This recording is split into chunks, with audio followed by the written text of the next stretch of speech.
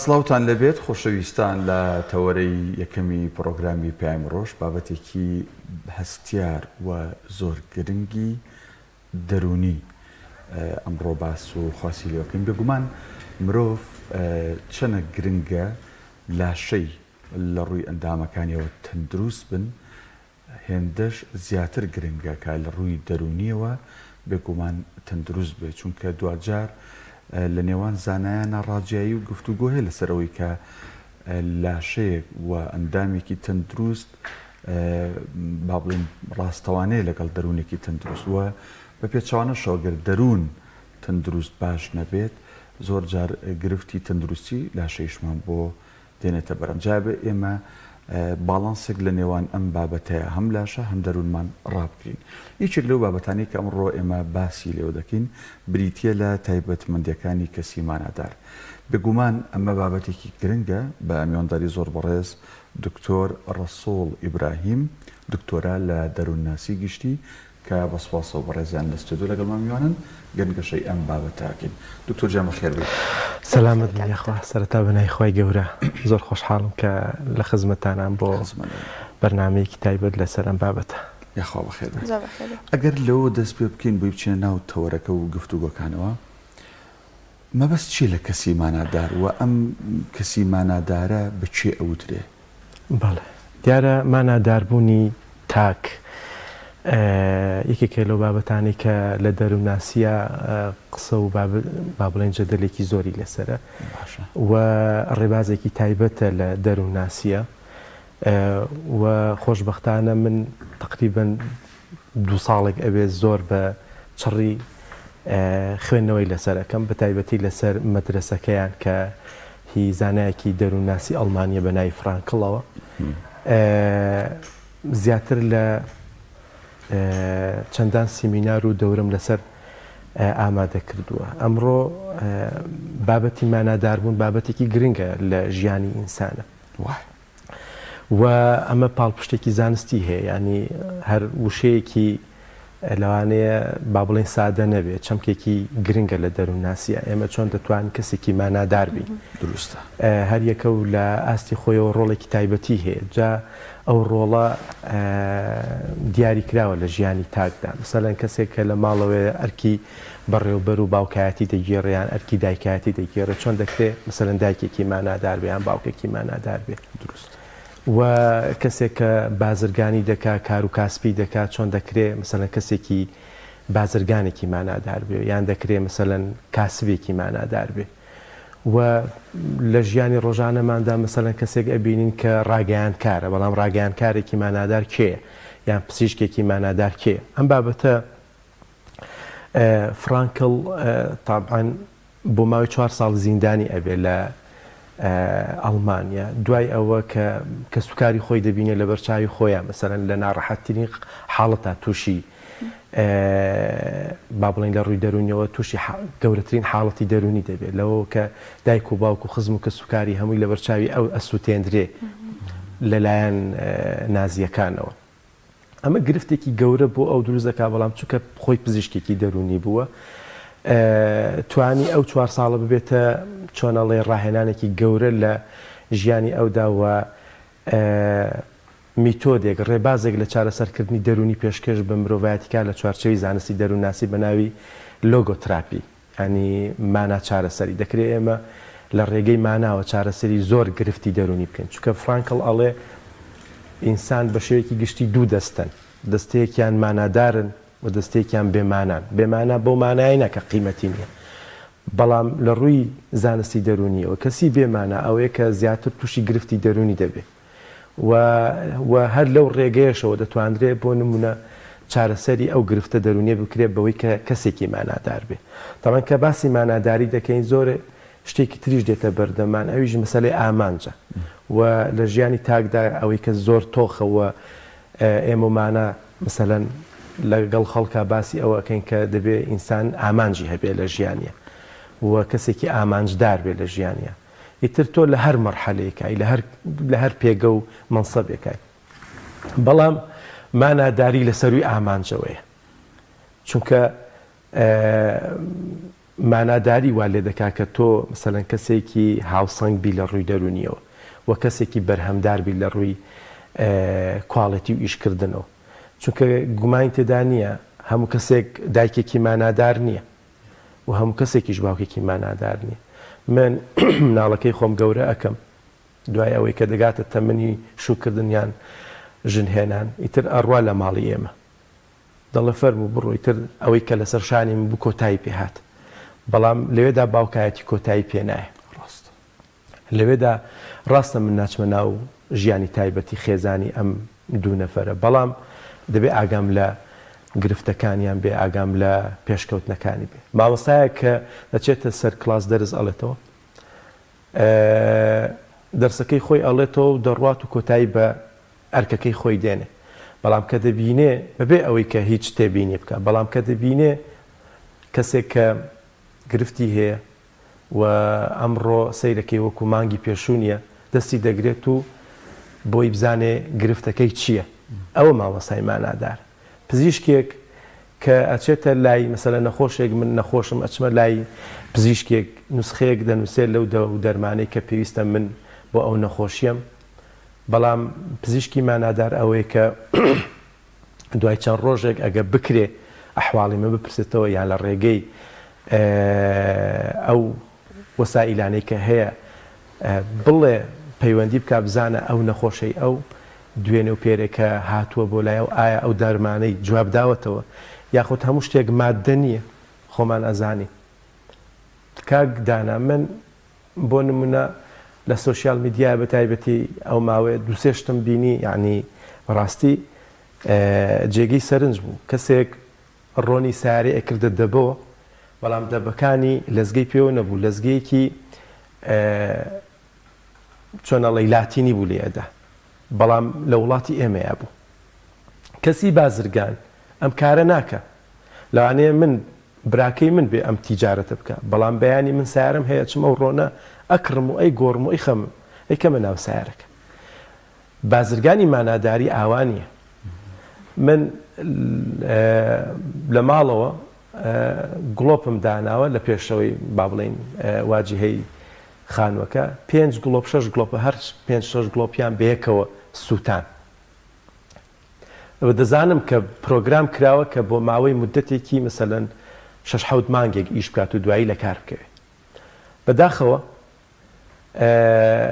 ینی ئەم شێوازە مامەڵەکردن لەگەڵ ژیانە کەسێک مانادار دەکات بە پلەیەکە خەڵک شانازی پێوە دەکات و خەڵک ئاواتەخوازە کە بگاتە ئەو پلۆپایە و زۆرێکیش لە ئێمە لە دەوروبەری خۆمان ئەگەر چاو بگێڕین خێزانێک ئەبینین کە خێزانێکی مانادارە لە ناومانە سەیرەکەی بەڕاستی جێگەی شانازی.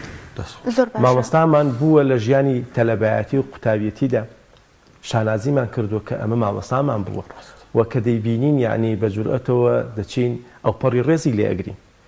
کەسێک کە نەخۆشە دەستی مەسەلەن دکتۆرێک بووە بە شیفای بەڵام زیاتر مەرحەمەت و خۆشی و لوتفی ئەو دکتۆرە بووە بەسەر چاوەیەک بۆ ئەوەی کە ئەو کەسە گرفتی جستی یان دەرونی نەمێنێ. بۆیە ماناداری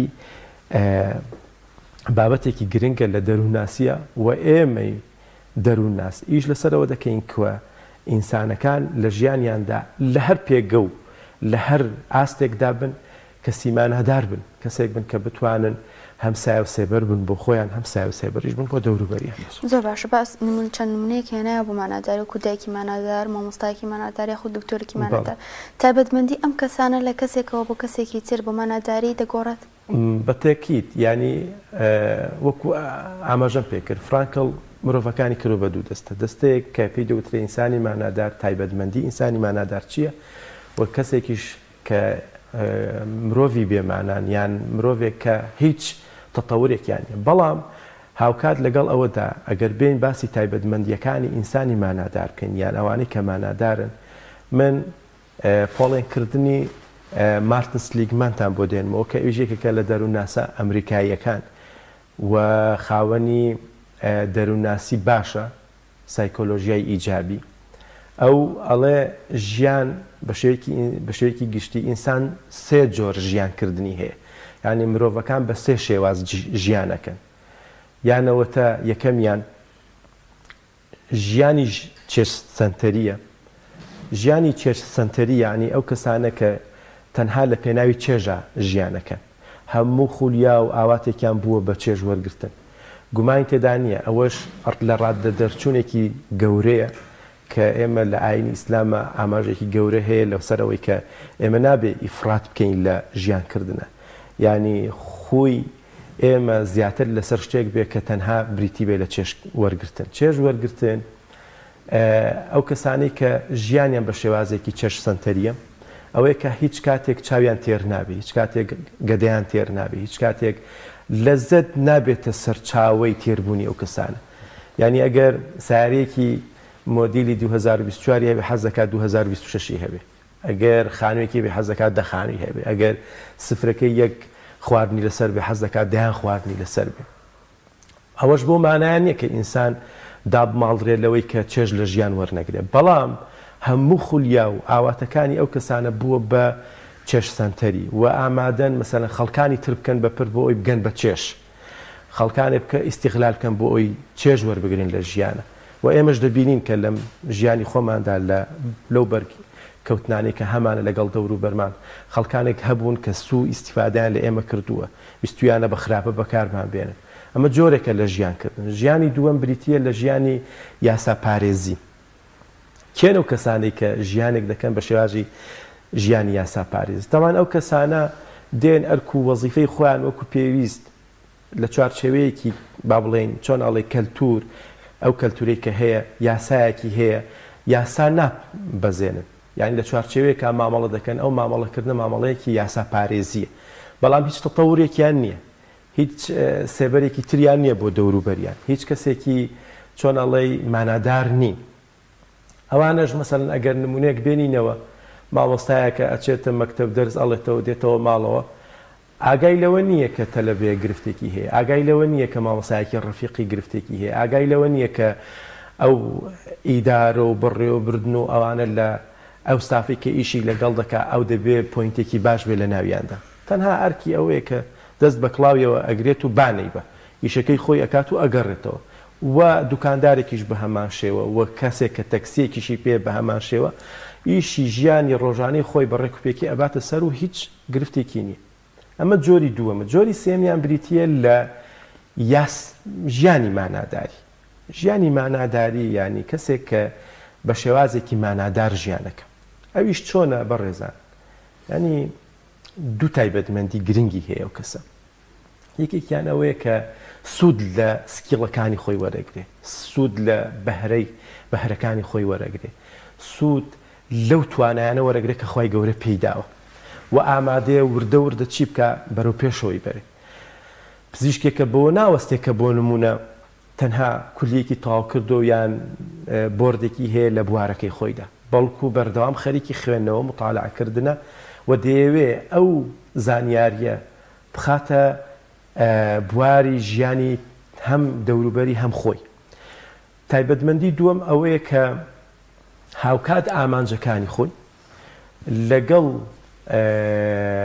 دامەزراوە ئەرێنیەکانی کۆمەڵگا هاوتەری بن. یعنی چۆن؟ یعنی من ئەمە گومان تێدا نییە تایبەتمەندیەکانی کۆمەڵگەیەک پێکاتەیەکی چۆن ئەڵێ لە کۆمەڵێک شت پێکاتوە، لە کۆمەڵێک هین پێکاتووە، دامەزراوە پێکاتوە، بچووکترینیان کە خێزانە. ئەو ئامادە نییە ئامانجەکانی خۆی دژایەتی بکات لەگەڵ خێزانە، لەگەڵ ئاینە، لەگەڵ نەتەوەیە، لەگەڵ زمانە. کەسی مانادار هەمیشە یعنی ئامانجەکانی خۆی ئیتر بچووک بێیان گەورە بێ هاوتەری بێت لەگەڵ ئەو دامەزراوە ئەرێنیانە کە کۆمەڵگا هەیەتی.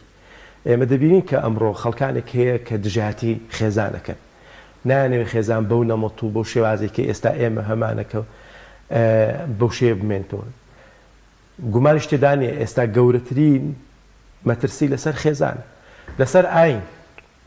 ئێمە ئەزانی کە لە سەدانەوە پێنجی بەرەو سەر لە کۆمەڵگەی ئێمەدا کۆمەڵگەیەکی ئاین دۆستن و پابندن بە بنەماکانی ئاینەوە. بەڵام کەسێک کە دژایەتی ئاینەکە بێگومان کەسێکی مانادار نابێت. زۆر باشەوە زانیمان بە جۆرە لە جۆرەکان تایبەتمەندەکانی کەسی مانادار لە کەسێک کە بێمانە جیاکاتەوە.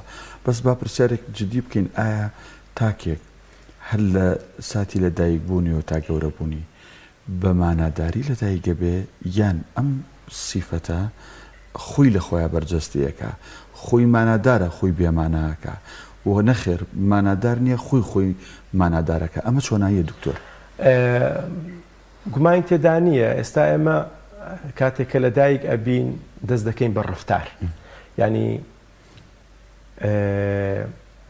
دەروون ناسەکان، زانانی دەروون ناس یەکەم لەحزەی لە دایکبوونی ئینسان دەڵێ، ینی یەکەمی شت کە مەشغوڵ دەبێ ئینسان بە ڕفتارەوە دەست پێ دەکات. زۆرترین شت کە ئێمە دەیکەین لە ژیانی ڕۆژانەماندا بریتیە لە ڕفتارکردن، و لەناو ئەو چوارچێوێشدا زۆرترین ئەو ڕفتارەی کە دووبارە دەکەینەوە پەیوەندیە، کابێ پەیوەندیش بابەتێکی گرنگە، یەکیشە لە تەکنیکانی ئەوەی کە ئێمە چۆن دەتوانین ببین بە کەسێکی مانادار. پەیوەندەکانی ئێمە لەگەڵ دەوروبەرمان زۆر گرنگە و ئێمە دەکا بە کەسێکی مانادار یان کەسێکی بێمانە. ئەوەی کە گرنگیشە بۆ نمونە لە ئاینی ئیسلامە باسی لە حەدیثێکا کە باس ئەکرێ ئەوەیە کە ئینسان لەسەر دینی خەلیلەتی، کەواتە دەکرێ مەسەرەن ئەو پەیوەندی کە تۆ لەگەڵ ڕەفیقێکە، لەگەڵ دایکێکە، لەگەڵ باوکێکە، لەگەڵ دەوروبەر و خێزان و لەگەڵ دراوسەیەکە دروستی دەکەی، ڕنگدانەوەی دەبێت لەسەر ئاکاری تۆ، ڕنگدانەوەی دەبێت لەسەر ڕفتاری تۆ، ڕنگدانەوەی دەبێت لەسەر ئاڕاستەکردنی تۆ بەرەو ئەوەی کە تۆ چ جۆرە کەسێکە لێ دەرەچێت و ئەو ڕفتارانێک کە زۆرترین ڕفتار دووبارە دەکەیتەوە کامە ڕفتارانە، چونکە ئێمە ڕفتارین بە ڕفتارەوە دەناسرین. ئەو ڕفتارانەش بە شێوازێکە کە ئێمە ئاگامان لە خۆمانە، چونکە ئێمە ئەوەی کە ئێمە جیا دەکاتەوە بریتیە لەوەی کە ئێمە کەسێکی هۆشمەندی، کەسێکی با بڵێن زانیاریمان هەیە بە دەوروبەری خۆمانەوە. ئێمە ئەگەر بین باسی ئەوە بکەین، گومان تێدا نییە دەوروبەر تەسیری زۆری هەیە و کاریگەری گەورە دروست ئەکە. یەکێک لەو شتانەی کە ئەو زانایە باسی دەکە فرانکل، مەسەلەی لە خووە، لە ڕفتارە، باسی لاوازی هەست ئەکە، ئەحساسی ئینسان کە چۆن دادەبەزێت، چونکە دەوروبەر زۆر تەسیری هەیە. کاکدانە تۆ تەسەور کە 20 ساڵەمە و پێش 30 ساڵەمە و پێش منداڵێکە نەدەبینی لە ترافیکا کە سوال بکات، بەڵام ئێستا لە ترافیکەکە چەند مناڵ ئەبینی کە هەر یەکەو بە جۆرێک لە جۆرەکان داوای پارە لێ دەکات کە تۆ هیچ ئەحساست ناجوڵ. فرانکل ئەڵێ یەکێک لەو چەمکانی کە چەمکێکی دەروون ناسیە لاوازی ئەحساسە، کە چەمکێکی چۆن ئەڵێی ڕێبازی ماناداریە. ئەڵێ ئێمە کاتی خۆی کە چوینە ناو سجد، کەسێک کە ئازار دەدرا زۆر پێی بێتاقەت بووین، زۆر ناڕەحەت دەبووین. ئەگەر کەسێک زاندار بوو بووایە، بریندار بوو بووایە، ینی دەهاتین برینداریەکەمان تەداوی دەکرد و دڵنەواییمان نەکرد. وردە وردە ئەم هەستە نەما، هەتا جاری وا هەبوو دەڵێ ئەگەر کەسێک مردبایە ئێمە چەند هەفتەیەک خەومانێ دەکەوت لە ترسانە لەوەی کە بەو شێوەیە بوو. بەڵام دوایی وردە وردە زۆر بەلامانەوە ئاسایی بوو کە لێدان و بریندارکردن و مردن و هەتاوای لە هات ئەڵێ لە شوێنێک پەتێکیان هەڵواسی بوو لەسەری نووسرا بوو هەر کەسێک کە حەزی لە ژیان نیە دەتوانێت لێرە خۆی ژیانی خۆی کۆتایی پێبێنێ. بەلامانەوە ئاسایی بوو. دەڵێ جاری وا هەبوو چەند ڕۆژێک مەیتێکمانە بینێ بەلاش هەموو ڕۆژێ چەند جارێک بەلایدادا ڕۆیشتین هیچ ئەحساسمان نەدەجوڵە. ئەم ئەحساسە زۆر گرنگە لە کۆمەڵگەدا کە هەبێ. ئەم ئەحساسە زۆر گرنگە کە لە ناو خێزانە هەبێ. ئێمە ئێستا لە ناو کۆمەڵگەیەکە ئەژین چەندە بێ ئەحساس کراوین، چەندە بێ هەست کراوین، یانی شتەکانمان چەندە بێمانا کراوین. سەیری کە ئەو ئەرکانی کە هەیە لە ناو کۆمەڵگەدا، مەسەڵەن مامۆستایەکە، پزیشکێکە، کاسبێکە، هەر کەسێکە ڕاگەیانکارێکە، چۆن بەسم لەو پرسیاری تۆیە، چۆن ئینسانی بێمانا کردووە، ئینسانی بێقەدر کردووە. لە کاتێکدا ئینسان زۆر گرنگە، هەتا ئەگەر کەسێک تەقاعود دەبێت، پیرە، هیچ ئێشێک ناکات بۆ دەوڵەت، دەبێت ڕێزی لێ بگیرێ، مانای پێ بدرێ. لە کاتێکدا ئێمە یعنی دەبێت گەورەترین ڕێزیشی لێ بگرێن، نەک هەر ڕێزێکی کەم، چونکە لەم تەمەندا ئینسان پێویستە ڕێز لەو کەسە بگرێت و مانای پێ بدات. لە کاتێکدا ئەوەیە ئێستا بەڕێوەیە و هەیە پێویست پوچگەراییە. بەڵێ بۆیە ئێمە دەکرێت بۆ نمونە بزانین چۆن دەتوانین کەسێکی مانادار بین، تەکنیکەکانی کامانە، ئەوە زۆر گرنگە. یەکێک لەو تەکنیکانەی بریتیە لە تەکنیکی ئاگایی. تەکنیکی ئاگایی ئەوەیە کە ئێمە ئەوەی کە جیامان دەکاتەوە بریتیە لە هۆشمەندی، بریتیە لە ئاگایی، ینی لە زیندەوەرانی تر. من و بۆ نمونە زیندەوەرێکی تر هیچ فەرقێکمان نیە لە ڕووی بایۆلۆجیەوە. یعنی ئەگەر ئاسکێک بە نمونە وەرگرین، ئەگەر ئەسپێک بە نمونە وەربگرین، ئەگەر هەر زیندەوەرێکی تر بە نمونە وەربگرین، ئەوەی کە ئاسکێک هەیەی لە بۆ نمون لەو ئەندامانی کە لە ڕووی بایۆلۆجی پێکاتون بە هەمان شێوە منیشەم، من سنگم هەیە، دڵم هەیە، جگەرم هەیە، سیستەمی هەرسم هەیە، مێشکم هەیە، ئەویش مێشکی هەیە.